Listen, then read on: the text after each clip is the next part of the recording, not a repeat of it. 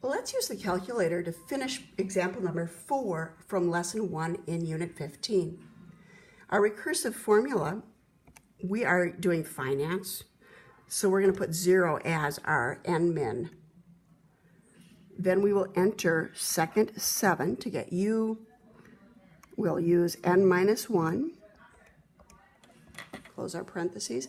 We're going to multiply that by 1 plus, and then we have 0.079 divided by 12. We were compounding it monthly. Close our parentheses, and then we'll subtract the $330 we'll pay each month.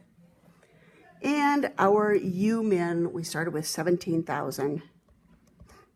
So now we can take a look at what the balance was after 3 years. So let's hit second graph to find our table. And we can find out 3 years. It says right there, it tells us that it's 16,341. It asks how long it will take to pay off that loan completely. And so that would be a scrolling problem. Now I'm looking at this and I look at how in oh, wait a minute, you know what? This isn't 3 years. That's 3 months. Each of these stands for a month. So think about it. 3 years, that's 3 multiplied by 12 because we're compounding it 12 times. So we have to find the 36th month. So we're going to scroll all the way down to 36. This is 3 years. Right there.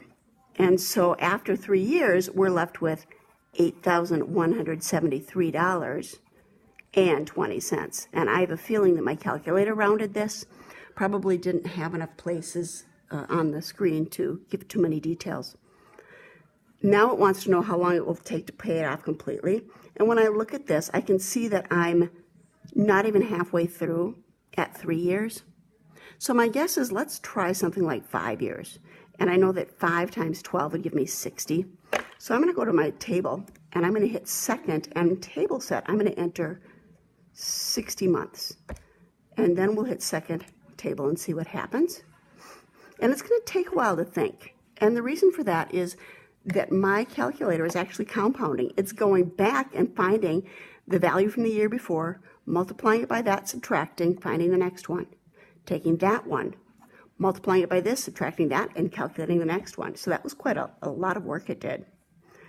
You can see right here that after 63 years, or 63 months, we're going to have to pay for a 64th month. And we're going to end up getting that money back.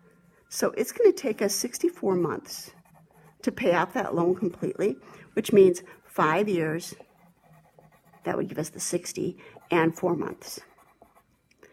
If we want to know the total we paid, we know that we paid $330 for 64 months. So you can multiply that. That's a lot of money. But they're going to end up having to pay you back some of that money.